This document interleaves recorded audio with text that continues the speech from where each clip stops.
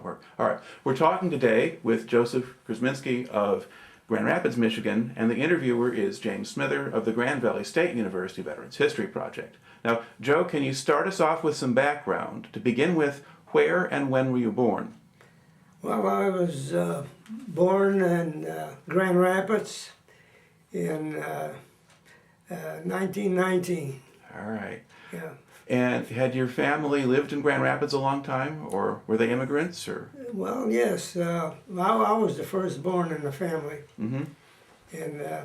And my folks came from Chicago originally. Of course, Mm-hmm. they came from Poland before that. And after that, they settled in Grand Rapids. My father was a brick mason, and we got by pretty good for a while, and then the Depression came. Okay. And then did he have trouble getting work in the 30s? Oh, it was terrible. I was just a kid. We had a home when I was a kid with an outdoor toilet in the back. It was a starter, you know, in them days, and my father was doing pretty good at the time, and so he figured we'd get something better. We moved to a home where we had an indoor toilet, and that was you know, something difference that we didn't have, you know. Yeah, and from there, we were pretty well set. We had a home. It was in the city, and we had rabbits. We had chicken coop, and we had about 200 rabbits at one time. And of course, one rabbit can have 9 or 10, you know. And I was you know, the working class guy at that time when I was 8, 9 years old. In fact, I used to pull beans when I was 9 years old. A farmer would pick us up about 6 in the morning. My mother would drop a couple boiled eggs and a couple of slices of bread in a bag, and that'd be my lunch, you know. And I'd pull beans till 5 and 8, you know, 5 o'clock, and then we'd walk home from that farm because it was close by. Right. And, you know. Yeah. Now, how many kids were in your family? We had 7. Okay. We had 7 children, yeah. All right. Now, after 1930, when the Depression came, did you keep your house or did you have to move? No, we lost our home. Yeah, we lost our home, and we lost my mother. My mother had a breakdown. We were losing the home. My mother couldn't handle it, I guess, and the pressure was on. And my dad did an awful lot of work in that second home we bought, and he was depressed about that. And so we went from house to house after that, you know, and living on soup and stuff like that, liver, bologna, you know, slice it up with onions, and it was a big deal, you know, with food. And but mostly we ate a lot of soup, and there wasn't a fat one in the family. You know? Right. Now, did your father? Did you stay with relatives or just? No, okay. no, we had too many kids. I don't think anybody would have taken us. But no, we found dumps, you know, they weren't much. You just did what you had to do. Now, how long did you go to school? I quit in the 10th grade, and I went in the CCs. Okay. That's when President Roosevelt created the WPA for the guys, and then the eldest ones would go in the CCs. Okay, so that's the Civilian Conservation Corps? And I went in the Civilian Conservation Corps in 1936. Okay. It was April of '36, I remember, and I before I got in, I had a little difficulty, you know, with the weight. The minimum was 107 pounds, and I only weighed 102 pounds, so I was full of water, and you know, there weren't any bananas to get a hold of. So I weighed 102 pounds, and luckily the doctor felt, you know, I needed some help, and he put 107 on her. I said, man, I took a deep breath. And so I went to around East Tawas, on the eastern side of the state, you know, above Saginaw, Right. you know. And I started planting trees, and that was my first job. Okay. Now, where you worked, was that the National Forest up there? It was in the Huron National Forest. Okay, I've been there. Yeah, all right. You know, have you? Yeah. Yeah. Yeah, and so in the spring, we got there in the spring, and I had a 10-pound dibble, and I wondered how I was going to handle that thing, you know. And we used to plant 1,200 trees per man per day. All right. Now, about how many guys were staying with you or working with you? Was there a large team of you? We had the CCs they mimicked the Army system. We had barracks with 50 guys, equal to a platoon in the Army, you know, and stuff like that. So we'd have 4 barracks, and just like the Army, we had Army officers in charge, and Now, were you eating Army rations? but no, we ate good. I never saw any bad food. Okay. You know, we had cooks. We had the cooks were World War I veterans at that time. You know, old timers. You know, so we got a lot of razzing. You know, Right. kids. You know, we have a bunch of kids and stuff. Yeah. Yeah. So did you gain some weight? You know, boy, did I put it on. I got out in a year and a half. Before I left, I worked in a fire tower. I got some, you know, I worked on survey crews, and I worked in a fire tower, and we lost the foreman at one time. He got burned. He got trapped in a fire on a windy day, and what else? Well, you mentioned, okay, so you were in for a year and a half. Yeah. Oh, I was transferred. We broke up. The camp broke up, and the guys were split, and we went to 5 or 6 different camps. I went to Fife Lake at near Traverse City. It was a nice camp. It was on the lake, and then I got discharged there. The limit was a year and a half at that time.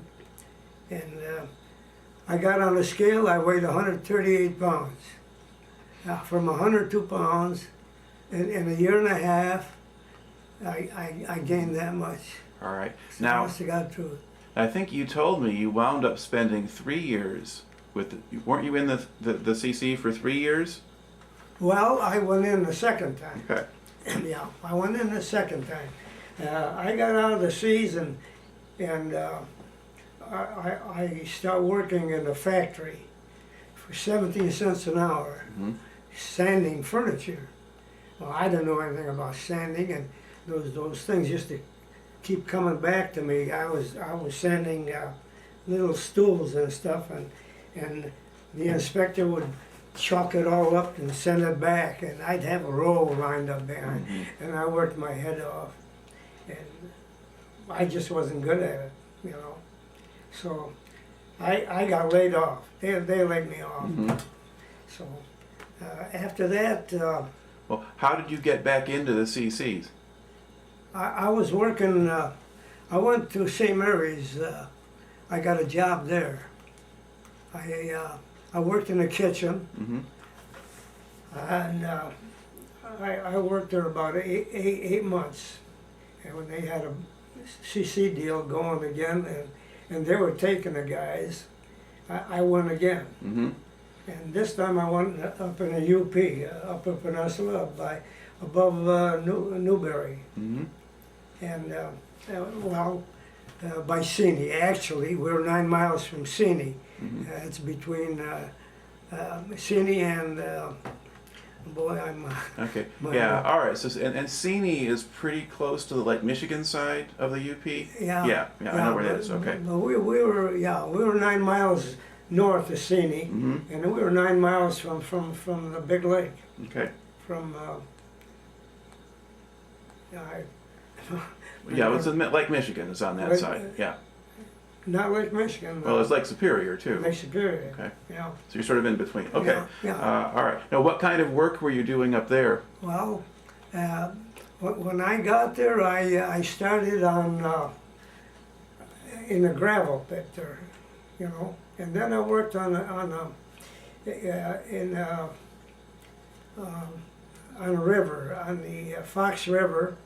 Where they were building a house, a shack for feeding. I forget the title for fish. They were raising Okay. small fish, All right. and then after that my record showed surveying, so they put me on surveying in lakes. Mm-hmm. We were on snowshoes. We worked on snowshoes, and yeah, I enjoyed that. And we used to run a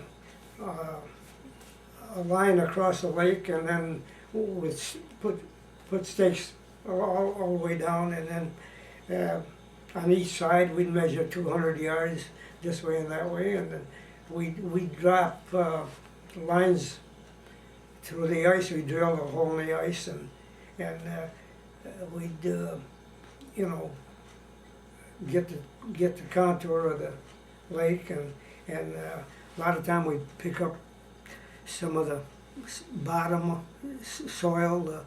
Mm-hmm. They check it out, you know, and record that. Mm-hmm. So it was very interesting. All right. Yeah. Now, when you were doing that kind of work, were you working with scientists or rangers or? Yeah, we had rangers. Mhm. Yeah, we had rangers working. They'd be at, you know, I've got, in fact, you saw the picture. Mhm. Yeah, we, you know, I had good jobs after that. All right. So when did you finish with the CC? That would be in 1940, in June. Okay. Yeah, And then what did you do next? I joined the Army. I went down, and I got a job in a factory for a week. Mm-hmm. I got the same thing. I started sanding, and I said, boy, this isn't for me. Mm-hmm. So I went down on the corner of Eastern and Michigan. I was standing around, and a friend of mine come down. You know, we talked, and yeah, I says, I'm going in the Army. He said, you are? I said, yeah. He says, I'll go with you. So, you know, he says, let's go down. He says, I got to pick up my check. He went to the plant where he worked, Mm-hmm. and he picked up his check, and we went to the post office. We signed up, and this was before the draft and Right. everything, you know. Right. Now, why did you sign up? Well, I was disgusted with the times yet, you know, no job, and you had no choice. Mhm. You didn't tell them what you could do. You just go down and say, you got anything today, or Mm-hmm. you know, I'd go from store to store or building to building. You know, I didn't even call or anything. All right. Now, okay, this is 1940, and in the summer of 1940, the war was already going on in Europe. Hitler had invaded Poland, and then he attacked Right, France. right. Now, did you know all of that? Oh, absolutely. Okay. But Roosevelt was keeping us out of it, Mhm. you know. But yeah, when I was in the CCs, in fact, I had a planning crew. The last detail I had a planning crew, and then we got the news that Poland was being hit by the Germans, you know. And that was, I remember chopping a notch on an old tree there, and I had a crayon, and I wrote the date on that. Mhm. Poland, you know, and I think about that often. It was September. Okay. Yeah, September 39. Yeah. Yeah, yeah. Okay. Now, when you enlisted, Did you think that you might get into the war? Oh, sure. Okay, so you knew that could Yeah, happen. I know the possibilities. Yeah, All right. I didn't. No, that didn't bother me. All right. I was ready. You know, I was. Okay. Most guys were. All right. Most guys. Now then, after you signed up, where did they take you? What did you do next? Well, I went to Detroit, and at Fort Wayne, Mm-hmm. and we stayed there overnight, and then we went downtown to. They had a large building. I can't think of the name, but I run into guys that were in the seas with me, and they're signing up same way from Detroit. Okay. You know, and then from there I went to California. I went to Monterey, California. Okay. And when I got to Monterey, I said, I'm staying 30 years. It you know, looked good to me. Mm-hmm. And I was a recruit, of course, and I never saw an officer for 2 weeks. It was just buck sergeants and corporals, Mm-hmm. and they were tough. You know, All right. old timers. Okay. Now, was there a base or a fort that you were at? Yeah, I was Presidio Monterey. Okay. Yeah, in fact, the 11th Cavalry was stationed over there, horse cavalry. Mm-hmm. And so we were getting our training over there, you know, and for 2 weeks. And after that, I stayed there. Mm-hmm. I chased prisoners. They had a prison there Right.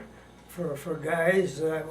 I guess they get them from, they come pick them up from the whole West Coast, and then they ship them to Leavenworth, you know, whatever.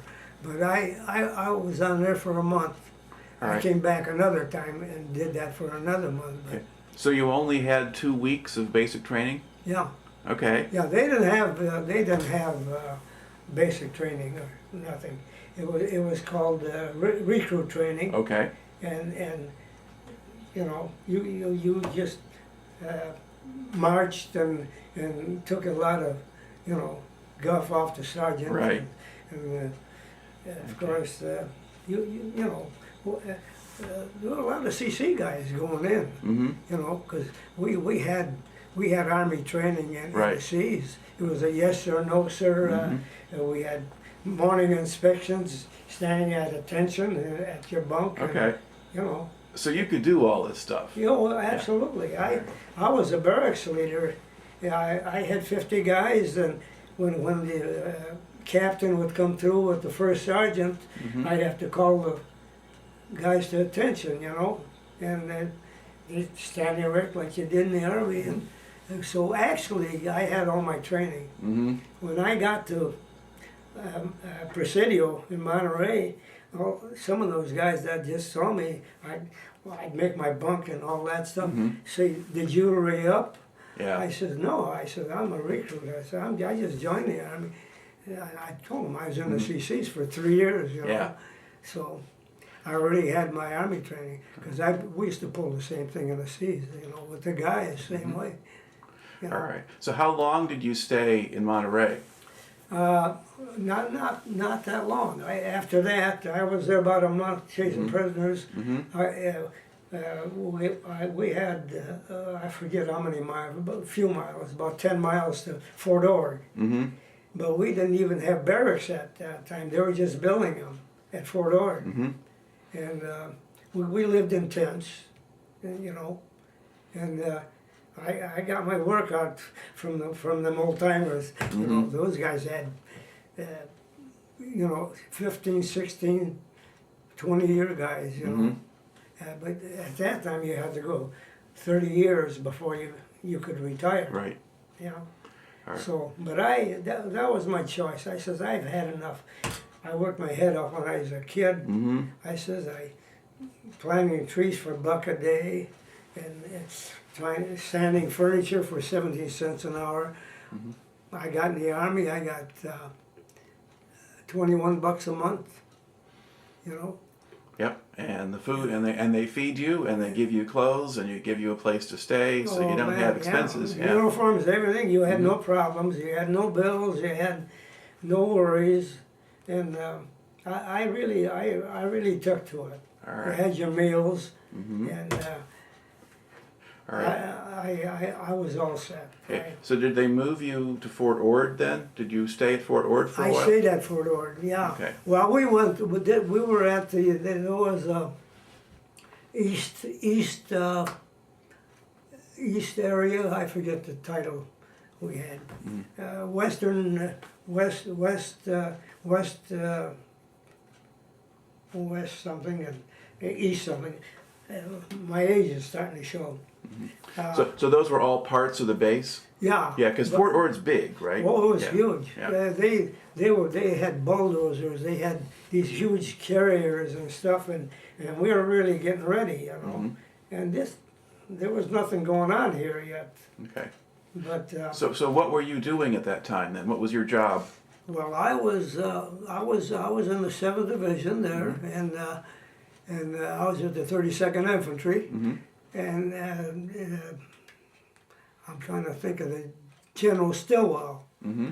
He was our divisional commander at the time. All right. Yeah, he's a great general, and you know, it was a good division. He really, you know, he rode us guys. Mm-hmm. We'd parade every Saturday. Every Saturday we'd have our inspections, and then we'd parade the whole division. And march on. We had a huge parade ground. Right. Now, were they bringing in a lot of new recruits at that time? A lot of guys were coming in. A lot of new guys coming They in. were getting ready. Then they were getting ready to draft. Mm-hmm.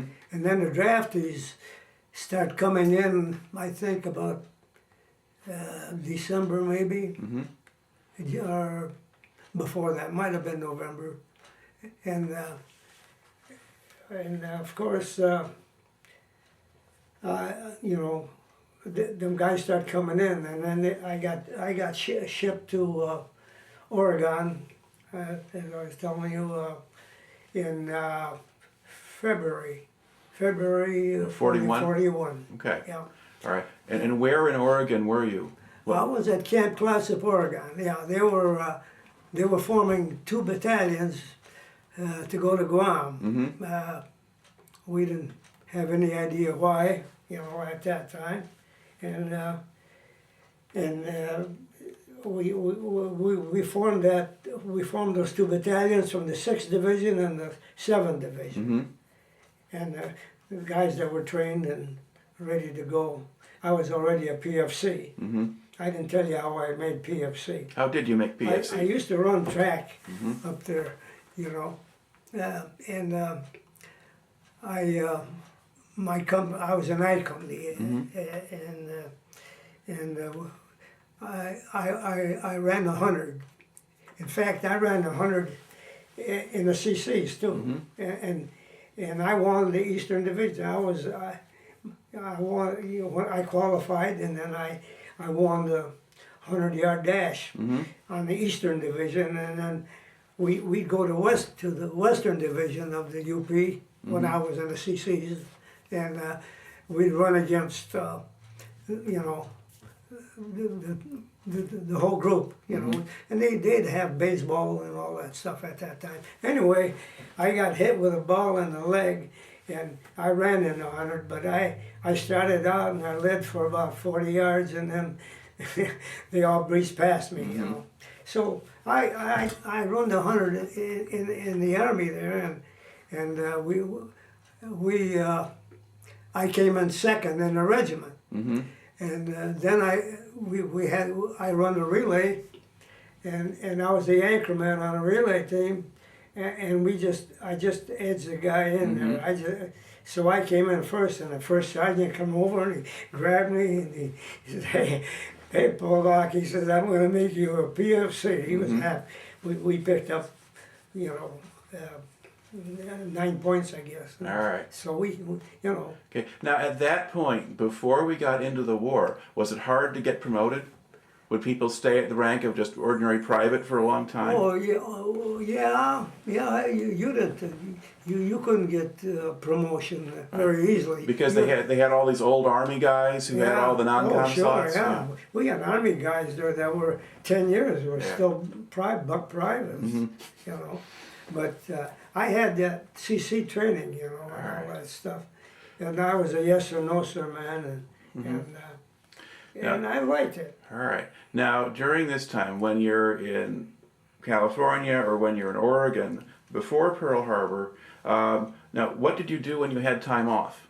Did you go anywhere or do anything? For Pearl Harbor? No, before Pearl Harbor, you're in the Army, but you're not at war yet. What did you do when you were off duty? In town, you mean? Yeah. Oh man, I don't want to tell you all that. I'll tell you what we did. We just, when we went in with a payday, boy, the bus was out there with the MPs all over the place. We used to go to Salinas, California, or Monterey. Right. And we'd usually go to Salinas. It was a little bigger at that time. And of course, soldiers are soldiers, you know. And I don't want to go into detail. Okay. But you were rowdy. Oh yeah, Yeah, soldiers are soldiers, Yeah. and that's the way them officers liked it. They liked it. They wanted you tough, and you know. Okay. Now, what about when you were in Oregon? Well, same thing. You know, What town were you close to? Oh, we were. Let's see, Astoria. Astoria. Okay. Right. Yeah, Astoria. In fact, we'd go into Astoria and we'd go to Seaside over there, and it was nice. We lived in tents over there. It used to be a National Guard camp and stuff, so we kind of took over. All right. And I liked it. You know. All right. Now, where were you when Pearl Harbor happened? I'd been in the Aleutians already. Okay. You know. Okay. So, all right. So then, when did you go to the Aleutians? We went to the Aleutians in July. In 41? In July, 41. Okay. Yeah. And we got supplies every 2 weeks. Our mail and everything, every 2 weeks. You know, so. How did they get you up to the Aleutians? Well, I was on the, then the thing went down later on in the southern seas, in the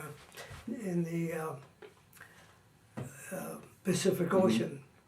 I can't think of it. Well, was it as a transport ship? Or? It was a transport. Okay. Yeah, it was a transport. All right. And then what do you remember about that sea voyage when you were sailing up to the Aleutians? Well, I'll tell you, there's a lot of guys that were coming up where they had to bring us on deck for you know. They were seasick? Their titles. I'm really slipping. I'm gonna be 94 in February, so you know I'm lucky I'm talking. Yeah. Okay. Okay. So a lot of guys got seasick? Well, they were seasick. We had one non-com we carried up the ladder and they held him. He was vomiting, but a lot of guys were. But we got some of that training at Fort Ord. They take us out on a large fishing boat. They actually give us fish poles, and they'd go out into the bay out of Monterey, and then they'd turn the thing off, and it'd rock, and they were breaking us in. Right. You know, and that's how they did that. And so I was nauseous a little, you know, but it was a nice trip at that time. At night there was no blackouts or anything. We'd lay on deck and the music would be playing, and you know. Yeah, because it was summer. It wasn't really cold, I guess. Yeah, that's true. Yeah. All right. And then where did you go in the Aleutians? Where? Well, we went to Dutch Harbor, and we were surprised to see the nice barracks they built for us. They were brand new, you know, just like we had in the States.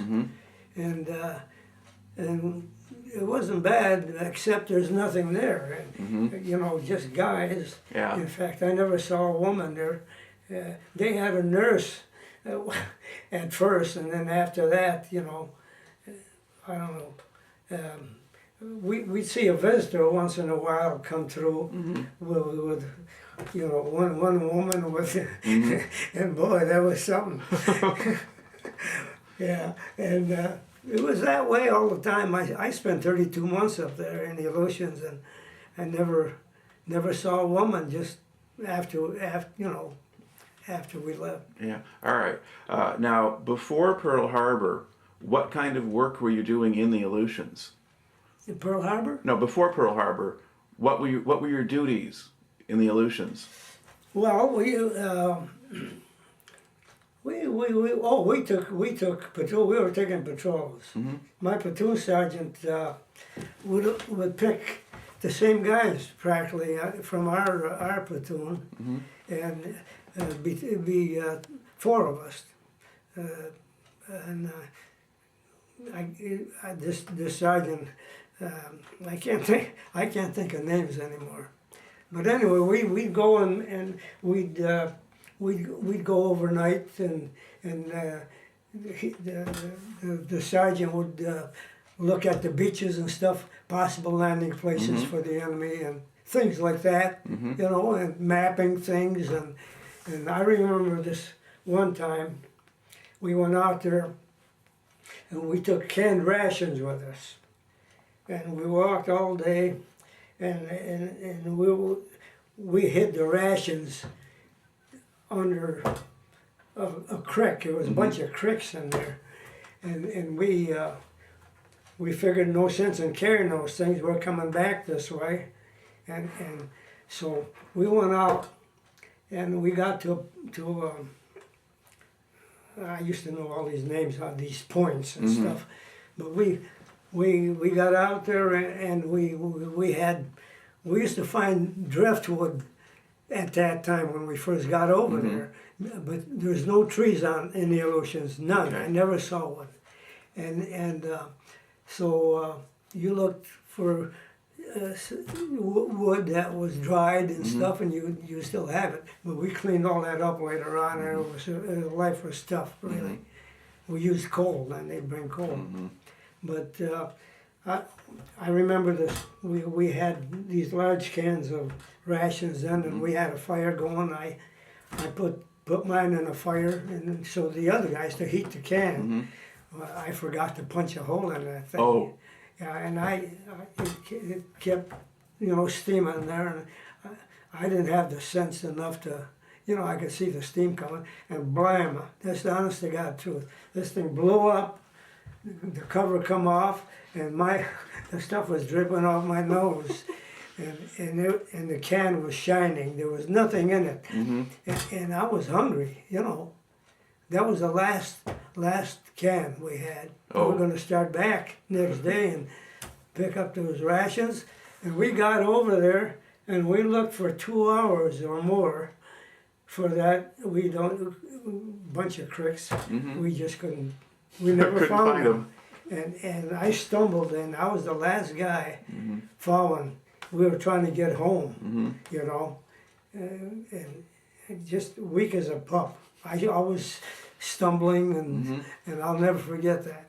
All right. And we were at an outpost too, and so when we got down there, they gave us the baker was baking some bread. And I remember eating that warm bread, and man, did I cramp after that. I mean, you know, it was quite an experience. All that. I learned something. All right. And then now tell me about Pearl Harbor. How did you hear about that? Pearl Harbor, we were on an outpost at Morris Cove, and there were about 20 guys there. And then from there, a guy by the name of Smitty we call him, he and I went out to Yugadaga Bay. That was we replaced 2 guys. We took over. It was a pup tent there.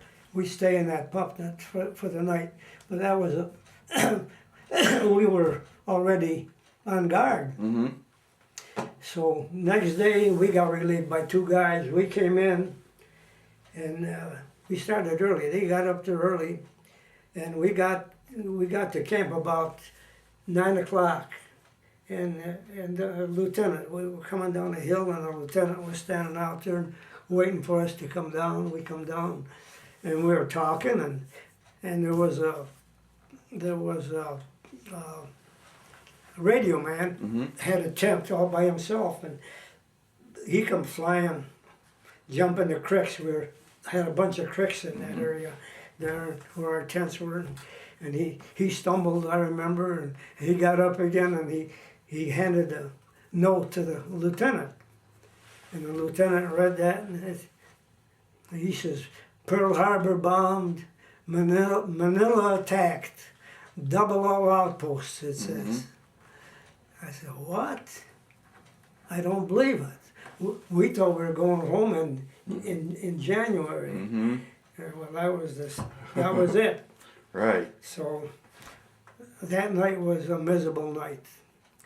You know, we thought, well, they're going to hit here. We're on a right flank here, and they're going to hit the sides, you know.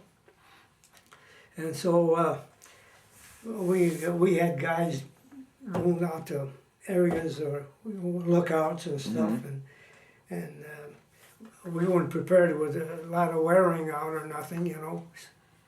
And so patrols would go out and check, and then they'd come in. It was half rain and half snow, and I remember how cold it was, you know. We were wet, you know, mostly, and we had a fire in the tent, and we were all crowding around that stove, and then we heard a big boom, you know, and I said, "Oh, jeez, here they come," you know, and it was a 6-inch gun on Mount Ballyhoo. It's a large, it's a hill or a mountain, whatever you want to call it, about 1,000 feet high, and they had a big gun on there, and then they had another one on Unalaska. They had 2 of those, and we thought, well, here we go, you know. But what it was a warning to a ship that wouldn't, they couldn't use radio. They wouldn't use the radio, and so you know, they fired across the bow, you know, and so evidently I don't know how they must have used the signals. Right. It was awfully foggy up there all the time, and they probably couldn't have picked up the, you know, the whatever. All I right. forget the name. Okay. So now you're stuck there, and you've got to spend the winter up there. Oh yeah. And so, what was that winter like? It was tough. Mostly we were on OPs mostly, those guys. Infantry, that's what you do. Right. You know, guys with the big guns and stuff, or the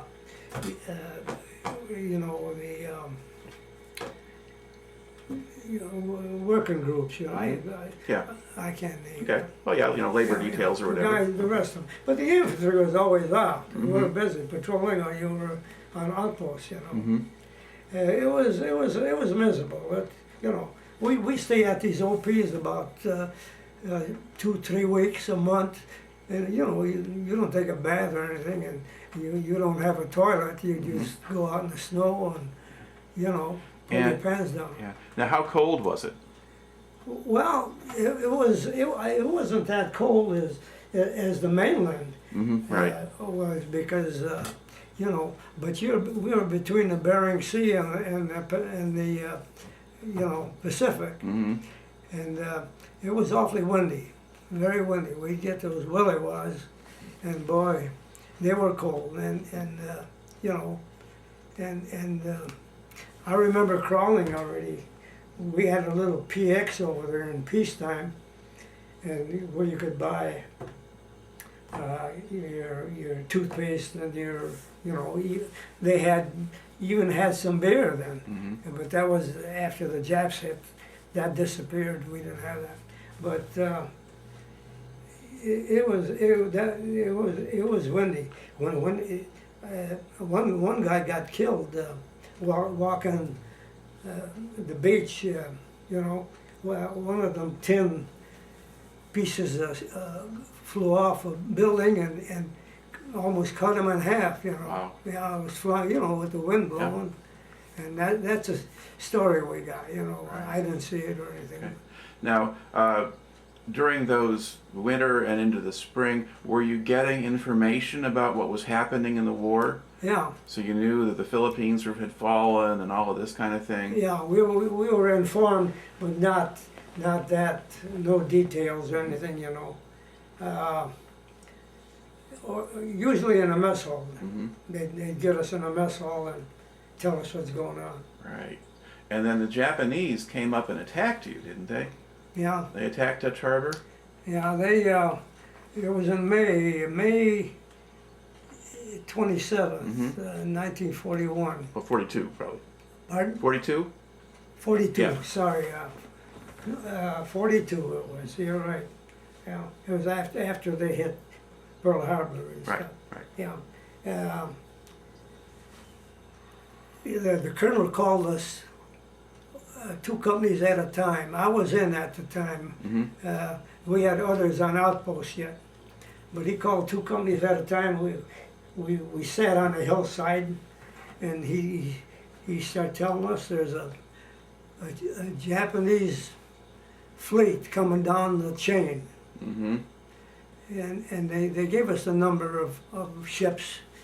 They had a carrier and they had destroyers and a couple of Cruisers? bigger ships. Yeah.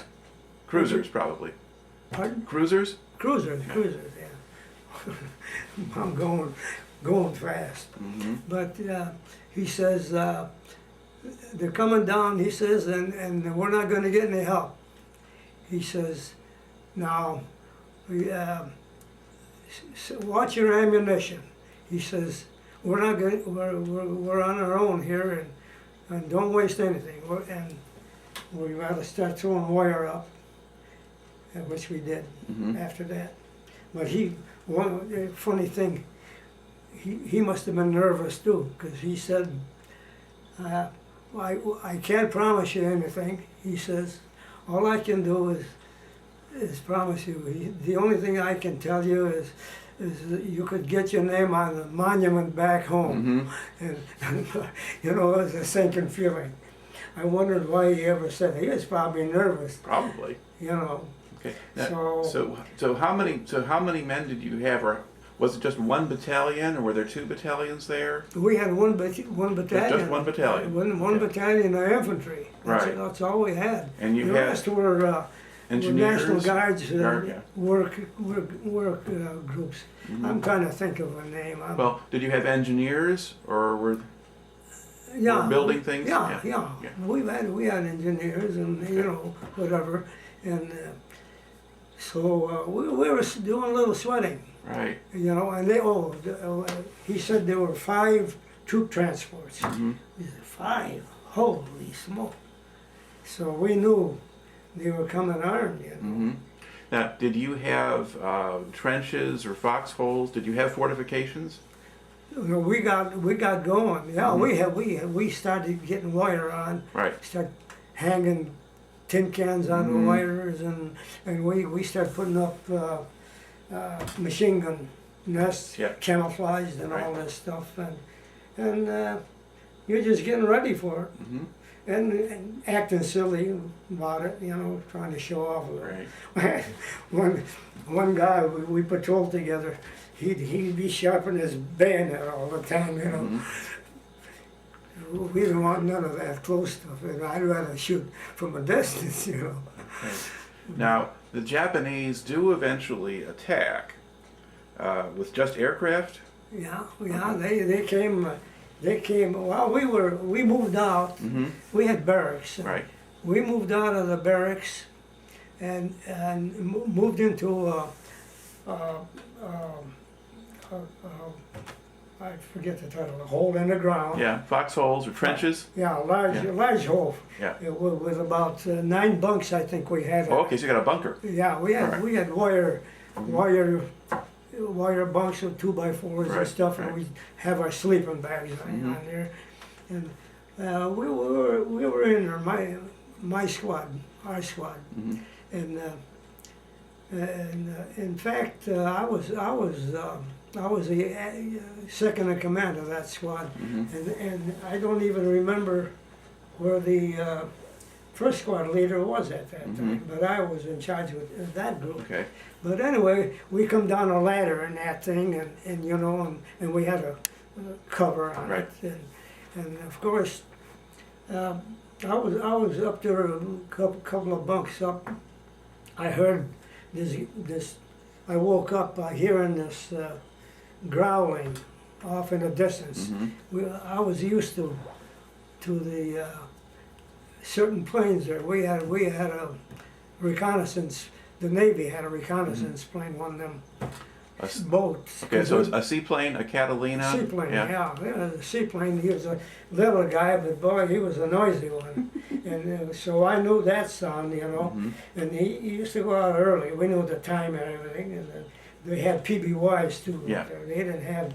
There was no airfield, no level ground. Okay. So I heard this growling, and then pretty soon it disappeared.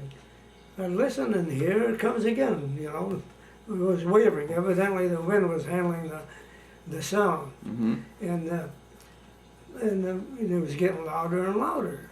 So I was going to get up and, you know, get a good listen over there, but one of the kids went up there. I forget his name. I usually know the whole thing. Today is a bad day for me. But anyway, he went up there and he pushed that, Ruark was his name. He pushed the trap door open and he says, I says, "What's going on, Ruark?" He says, "Looks like friendly planes." It was already daylight, getting, you know, getting daylight. And about the time he said friendly planes, here we heard it, carump.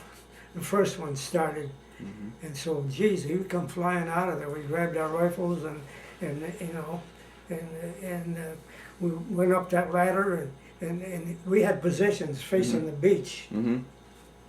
And here I looked up and I saw 4 planes coming across, and I saw the bombs coming out, you know, in groups, and they were dropping them all over. It's a small island. It's only about three quarters of a mile, and part of it is high ground where we didn't, you know. So we were centered like on a boat, you know. But you know, then here come the Zeros through there. Come down from. Across from Unalaska through the valley and right along, and we were on this high ground there, and you could see them guys, and they'd go across, and we'd be pouring it to them, you know, with rifle fire, and then they'd circle around, they'd come right back. Did you have any machine guns? No, You just had rifles. No, we just had rifles. So you were just an outpost? Pardon? You were just an outpost, just one squad with their rifles, and that's all? No, we weren't at the outpost. Okay. Yeah, no, we had mortars and stuff, but I was in. We had BARs. Okay. BARs are automatic Right. weapons, and they fire. It's a good gun, big and heavy, and it takes a, you know. They were teams. They had a guy with a BAR would have 2 guys carrying ammo for them because they were clips at 20 and stuff. But yeah, they worked us over, and then they disappeared, and then of course they come back the next day, and the dive bombers came and start knocking all the stuff they missed. They got all the oil wells, and that's where all the fires. You know, So you had fuel storage tanks, or we had fuel storage. We had oil and stuff, you know, and brand new stuff, and they just burned up, and the barracks were burning, and we had a big, when we got back and checked, we had a crater right in front of our barracks, you know, right in the company street. Mm-hmm. And so it was pretty close to that barracks. Had we been in there, we'd have got it. See? Right. Now, were the barracks still standing, or had they all? Well, no, we had barracks burning on the other end. So after a short while, we didn't do it. They had a warning all the time when they were coming. They had a horn blowing. Right. But so it was quiet for a while. So my buddy Pashadlik, he says, "Let's go down and see what happened down there." We walked down by our barracks and through the area. At that time, we only had, I don't know, about 4 rows of barracks and stuff. But we went down and the guys laying all over, 3, 4 guys. One young kid, it made me sick to see the guy on his knee, one knee stretched with a pack on his back. And, that was the first one I saw. But there were three of those guys laying there. There were 11 casualties, 11 dead. Yeah. And there was a lot of them wounded, shrapnel flying around. Right.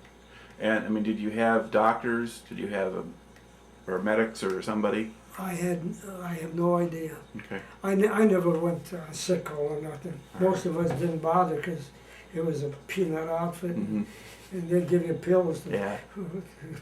All right. Now so the Japanese come and they attack you 2 days in a row, and then things quiet down. Do the Japanese come back after that, or No. it gets quiet? No, we're getting all kinds of reports.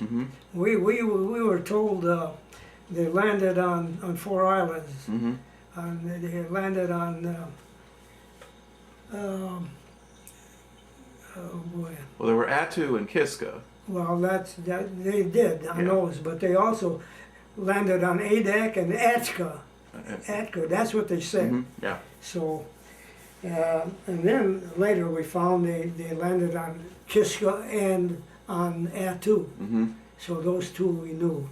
And those were a lot farther down the chain. They were weren't down the chain. Yeah, they were farther down.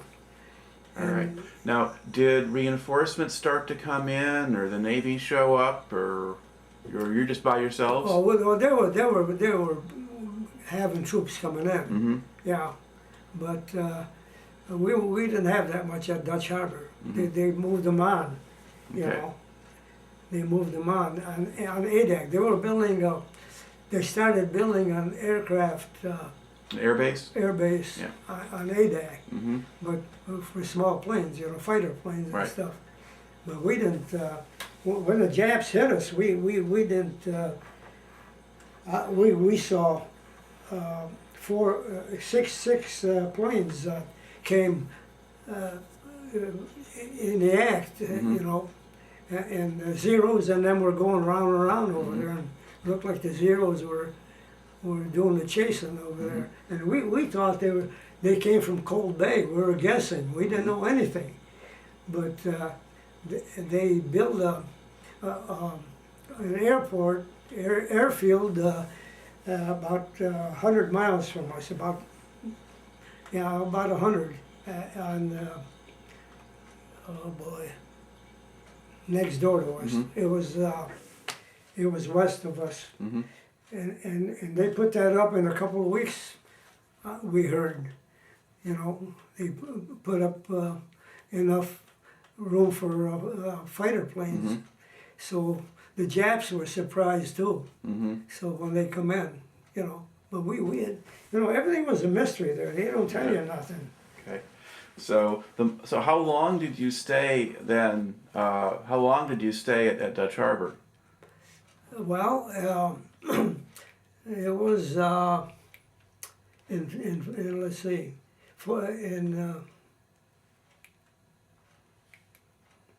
I can't remember the month now. They caught me on a good day. But were you there? Did you spend all of the rest of 42 there? The what? Oh, well, okay. So the Japanese attack in 1942, In the middle of the year, in May. Yeah. Okay. And then after that, are you there through the next winter? Yeah, we were there till, Or through 2 winters? huh? Did you have 2 more winters there or just 1?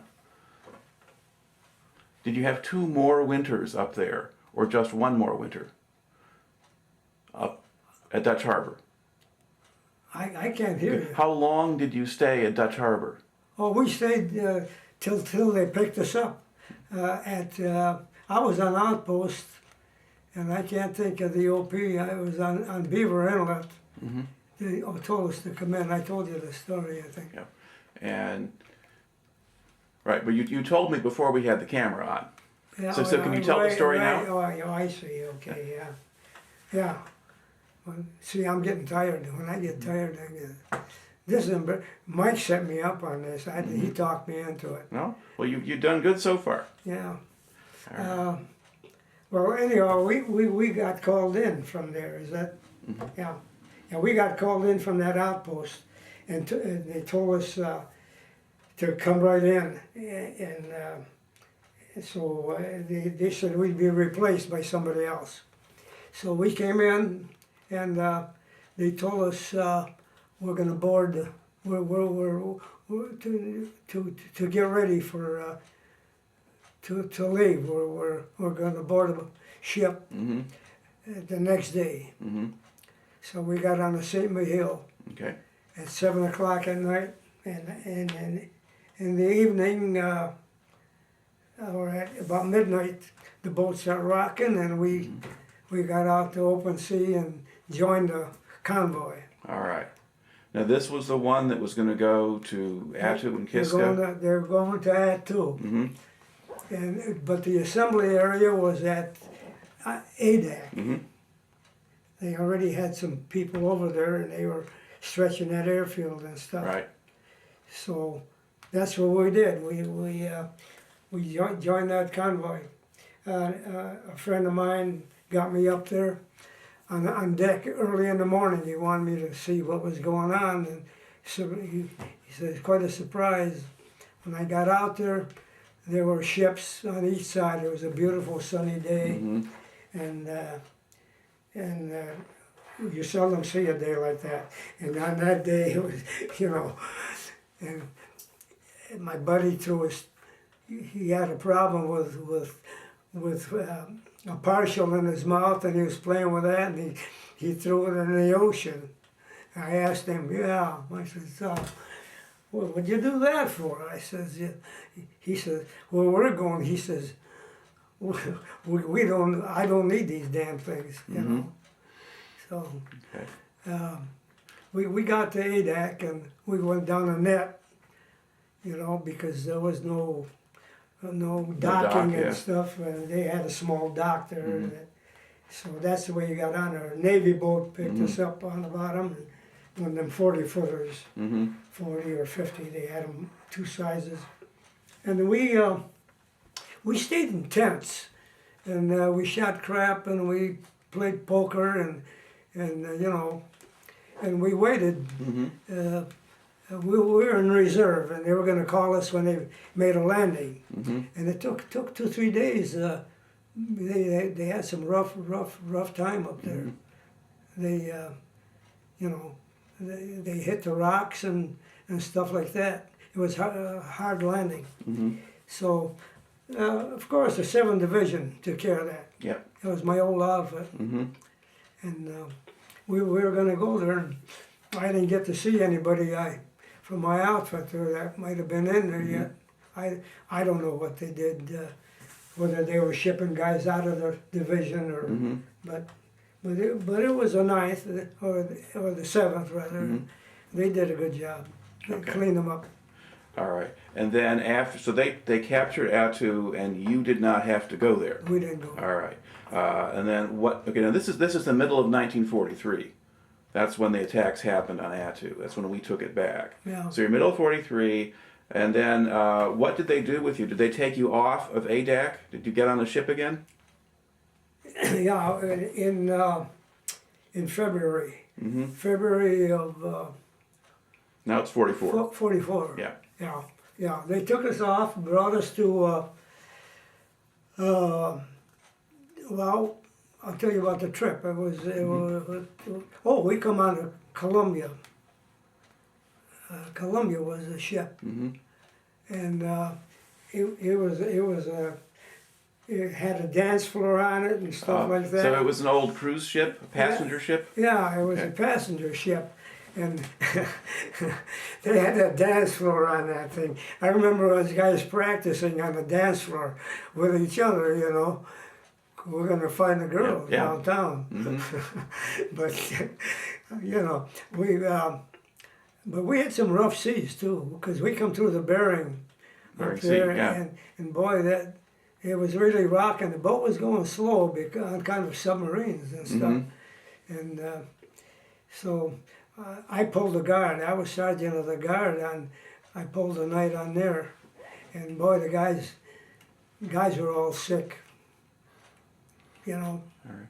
Do you remember how long it took to get to port? How long was that trip? Oh, we stopped at Ketchikan. Okay. And they wouldn't let us off. We wanted to get off.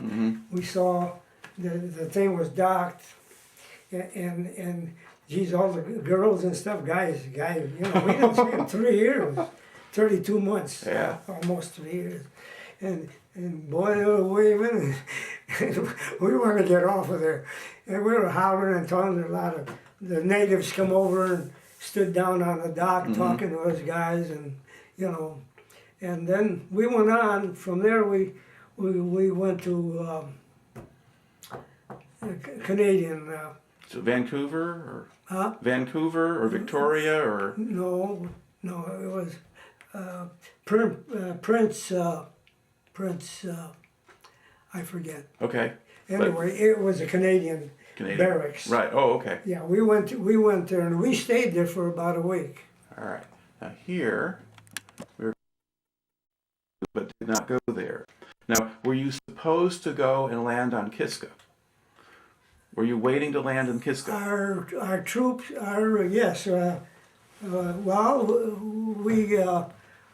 we weren't told that, but we probably were going to go. But what they did, privates to fill in. There were Canadian and American both, and we filled in units with our privates, but they kept the non-coms up on the hill, and I didn't get to go. So you know, the whole thing was a mystery.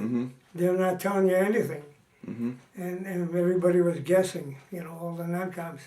So. No, we stayed right up there. Okay. And so then, when the time came for you to leave ADAC, had the privates come back or were they just gone? Did the privates come back and join you or were they still gone? They came back. Okay. They all came back, yeah. All right. Okay. And then after that, then you get on the boat, you sail back, you go through Ketchikan, and then you get down to Prince Rupert. Prince Rupert, Canada. In Canada, Yeah. okay. And we stayed there about a week. Yeah, and doing the same thing, shooting crap and cards and you know, and in fact there was a crap game going on in the toilet, and that's the only place that had a light, and you know, all night, and one guy had a pair of dice, phony dice, and they caught him, and they took him and shoved his head in the toilet and flushed that toilet. I didn't see it. The guys come back and laughing about it. I missed that. All right. Now after Prince Rupert, where did you go next? We got on a train. Yeah, and we came in through Sumas, I think, Washington. And we came through, what city was that? It's a large city up there. Seattle? No, no, it was farther up. Bellingham or something like that? A lot of Orientals live in there. Okay, Vancouver? Vancouver. Okay, that's Yeah, British The Columbia. train came right through Vancouver. All right. And then to Sumas. Okay. But they had us draw the curtains on that train down. Mm-hmm. All sneaking it in, Yeah. sneaking us in there. So we went down. We went all the way to Southern Oregon. I'm trying to think. Boy, Okay. you guys got me on a bad day. And we were at Camp White, and that's at the almost the extreme southern end of Oregon. Okay. Now, was that near the coast or was that farther inland? Pardon? Was that close to the coast, or was that farther inland? No, it was in. Okay. I was away from the coast. All right. It was quite. I'm trying to think of the town. I can't. All right. And so we got shipped out of there. We went to different outfits. Mm-hmm. Some guys went to Texas, and I went to Arkansas to train, and they were doing the same thing, training the recruits. Okay. So it was a big deal. So we found out why they were saving non-coms. Okay. You know. Because they needed you, because they're still building up the army and getting ready to go to Right, Europe and all right. that. So you're there to train people. And they were sorting guys out when we were there. Mm-hmm. The guys that they shipped guys back back to Europe. Mm-hmm. That my buddy went to. He was in he come back after the war. He used to come. He lived in Detroit, Mm-hmm. and he was telling us that he got caught in that deal over there, but they kept me. Mm-hmm. In fact, my commander, he'd do anything to keep me. You know, we were pretty rowdy when we got back, and I don't know. I kept going up in rank Mm-hmm. because I was a pretty good drill sergeant. Mm-hmm. You know, and you had to be tough with those guys. And the Now, do you remember the name of the base you were at in Arkansas? Camp Robinson. Camp Robinson. Okay. Yeah. And what town was that close to? Little Rock. Little Rock. Okay. Yeah, Camp Robinson, Little Rock, yeah, Arkansas. yeah, we're 15 miles out of Little All Rock. right. And then, were you doing basic training, or were you training a whole division, or? No, we were giving them basic training. Okay. We started out with 17 weeks, Mm-hmm. and then they were rushing it, and we had to get those guys ready in 13 weeks. Mm-hmm. So, you All know, right. And so, what were you doing when you're training these soldiers? What were you doing every day? well, we'd go out in the field, and you know, we teach them, you know, how to protect themselves. Mhm. And every day, yeah, we'd march out there, and of course we'd camp out, you know, Mm-hmm. for in bivouac and stuff like that, and you know, and got those guys trained, got some weight off them guys, you know, Mm-hmm. and a lot of good training, you know. You had to do your job. Right. And then, did your training cadre? Did you guys stay? Was there one group of you who just stayed at the base? So the recruits come in, you train them, ship them out. Ship them out. Bring in new we guys. get a new bunch. Yeah. Yeah, we had guys. I'd go in there. The first sergeant and I came from the same regiment. Mm-hmm. They formed a 3rd battalion Mm-hmm. later on, and we didn't know anything about it. And they were at Dutch Harbor. They came the night before, you know, when we moved out, when the Japs hit. So they were surprised, you know. I don't know. I don't even know where they were staying. Whether they were in our barracks or to this day, I don't know. Okay. We were in a hole, you know. All right. All right. Now, did you want to stay in Arkansas, or did you want to go and get into the fighting? No, I was satisfied where I was at. I had enough of, you know, up in the Aleutians, and, Yeah.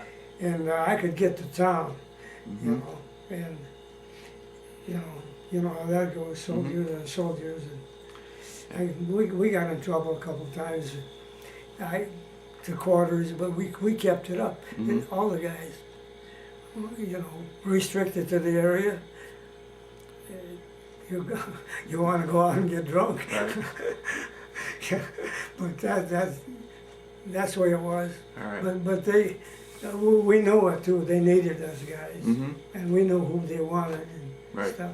Okay. All right. So, do you have any idea how many men you trained? Yeah, I think four bunches ahead, 4 or 5. Okay. I don't know about that. And then how many men in a company or whatever that you trained? 200 guys. Okay, 200 guys. Okay, Yeah, so yeah. 1,000 or more men. Yeah. 50. There were 53 guys with an officer. Mm-hmm. A battalion, a platoon had Right. 5 guys, or 53 guys. Right. Okay. Now, so did you spend the rest of your time in Arkansas? Yeah. Okay. Yeah, I was being a regular Army. I was the first one out. Mm-hmm. I also was the first one to get paid. Mm-hmm. I used to get my money, and you know, get on a bus. Mm-hmm. And so, and then when did they give you your discharge? Uh, July? I got out. I went to the hospital in Chicago. Okay. Yeah. So why were you there? I was having a lot of problems. My neck was killing me. Mm-hmm. My back, I was having back trouble. I got in trouble. I didn't get in trouble, but I went to a sick call where they had Mhm. lousy doctors Yeah. and stuff. And I went in there and I had X-rays taken on my back. Everything was fine, just Mhm. like they do now. Mhm. Same thing. And so, who was I? Well, so they didn't know what was wrong with you? Oh yeah. I come back, but I went one time. We used to razz the guys. They'd have a line of guys in the morning marching them, going from company to company, and take them en masse to the sick call. Mm-hmm. And we called them sick, lame, and lazy. Hey, sick, lame, and lazy, you know, and stuff like that. So, and a lot of guys were go bricks, you know. They want to get off. They figure if they're sick, they're gonna Yeah. lay on a bunk. And of course, we were wise to that. But I was really sick, and I went on sick call in the morning, and I walked in there, and this one old guy, he was an older guy, and there were about 20 guys in there or more, about 25, Mm-hmm. and they were sitting there, and then he come out, and the doctor come out. Well, I went up there and reported first. They got my name on the list, and then I figured, well, I'm way down the line, and so, but he come out and he said, everybody, this was in the winter time, he says, everybody take your undershirts off. He says, take your shirts and your undershirts off. I says, that guy's nuts, you know. So I figured, well, I was way on the back. I says, I was shivering, and I says to myself, you know, you're crazy in hell. I'll be damned if I do it. So I kept my thing on, and darn if he didn't call me. Mm-hmm. And I went over there, you know, and I with that shirt on, you know, and I took my helmet. There was a shelf there. I took the helmet off, the plastic helmet, the insert, and I set it on a shelf there, and he hit that thing, knocked it off. And I said, you SOB, I says. And I was, you know, he caught me, I'm not feeling good anyway, and I thought, you know, so he says, get out of here. He says, I'm not going to give you any help. He says, so I got out of there. I went back to camp. I went back to the first sergeant, and I said, I give him the story, you know. I don't tell you how I talk. He says, well, he says, what, Joe? He says, why don't you go get a prisoner? He says, and get your rifle and go to the supply room and what's his name, and he needs some help over there. He said, got a bunch of boxes. Just sit down. He says, take it easy. So that's what I did. You know, I had this prisoner, and he worked. I just sat there and shot the breeze with JJ and stuff. And but at noon, I took the guy with me to the mess hall, and so we ate. I had to be with him all the time, and so during lunchtime, we sat in the hut, and he was reading funnies, you know, a bunch of. And I had a magazine or something, and just waiting for the whistle, you know. Right. And pretty soon I said, "Okay, let's go." And he said, "Yeah, just a minute." And I said, "What?" You know. I said, "Come on, move it," I says. I had the damn rifle, and so I grabbed that guy. I put the rifle down. I grabbed him, and we were in a hut with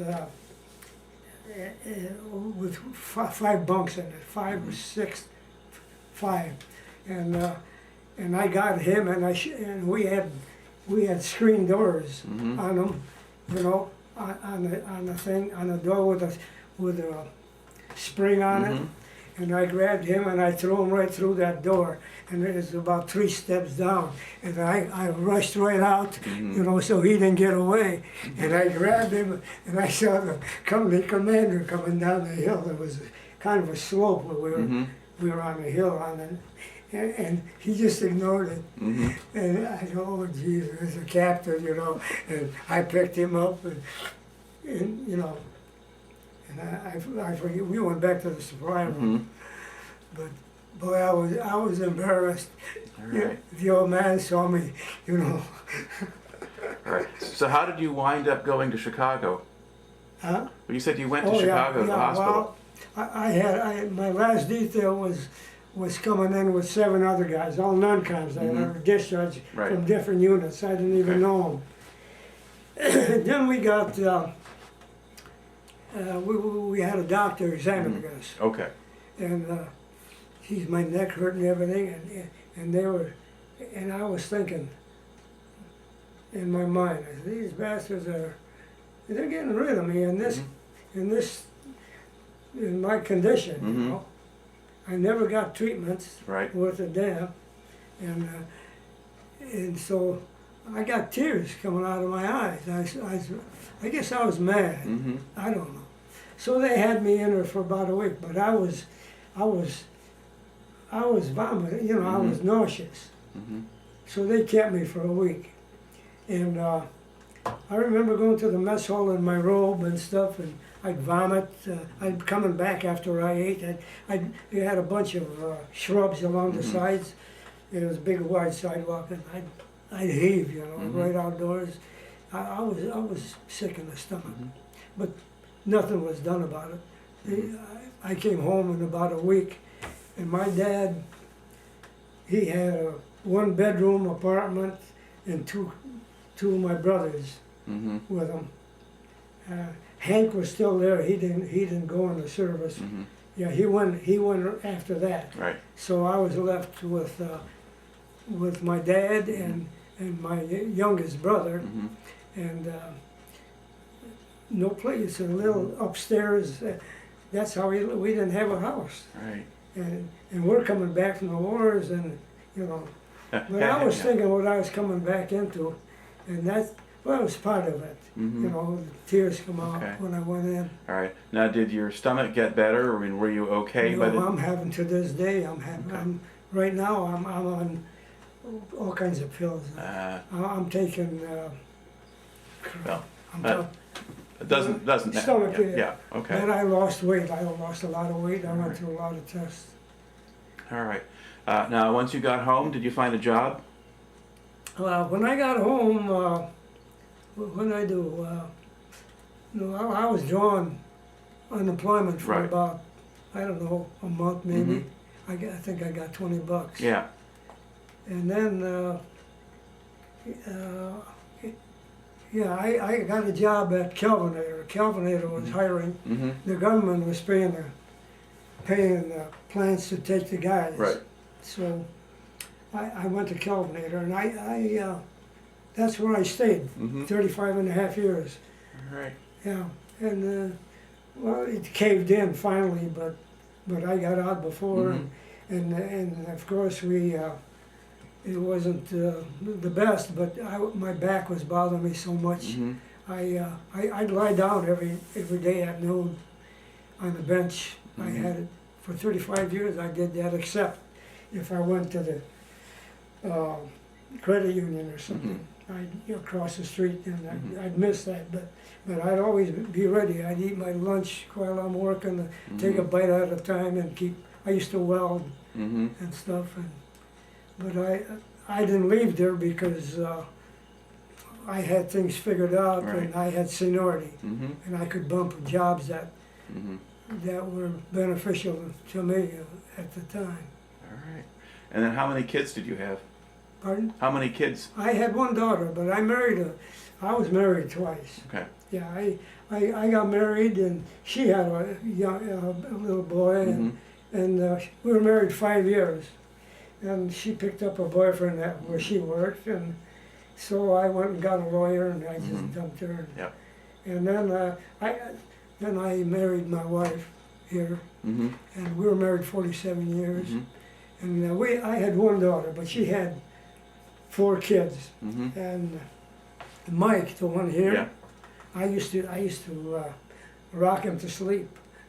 Little baby. We went out one New Year's Eve, my wife and I met her through a friend of mine, some friends of mine, and so we went out on New Year's Eve, and then I called her again about a month later, and of course she stuck with all these kids, and so she was glad to get out. We'd go dance, and but Mike wasn't even walking; he was just a baby. So when I'd visit her, I'd go upstairs and I'd hear Mike and rocking, and what do you call it? I'd bring him down, So his dad was killed in the car accident, and Jan was found pregnant when she 2 weeks after he was in the grave. So Mike is like my own. So you're basically his dad. Yeah, I'm his dad. Yeah. And then I had a daughter, and she's a teacher in Columbus, Ohio. Okay. All right. Now, when you look back at your experience in the Army, was it a good thing to do to join? Yeah, it was. I don't know what way I would have gone. I went in the CCs first, and I was a kind of a leader all of a sudden. I put on some weight there in the second time, and I could do things. Some of these guys went up, never did a thing. They couldn't use an axe. I used to chop kindling and stuff because we had a wood stove, and I raised rabbits. Little ones that'd be sick, dying. I'd kill them myself, and stuff like that. I killed chickens when I was 9 years old, a couple of them, and I had all this experience. And my dad used to cut down trees, oak trees, and in people's yards and stuff, and we'd bring that wood home. That was our fire when we had a good home. Right.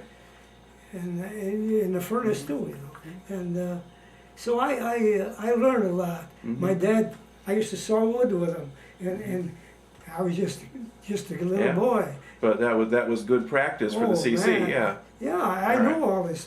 Dad, I can still hear my dad, the old Polak. He said, "Joe, don't just pull, Joe." It still rings in my ears.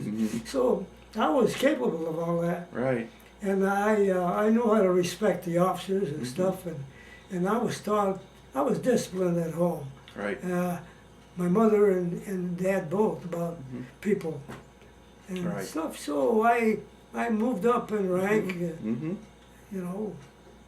and with the officers I was yes sir, you got that machine on yet? Yep. I was going to tell you a story, but you know, the commander, he liked me. Mm-hmm. I was a yes sir. He'd kid around with me, Mm-hmm. but I said yes sir or no sir. He knew I respected Right. and did my job. I did a hell of a job.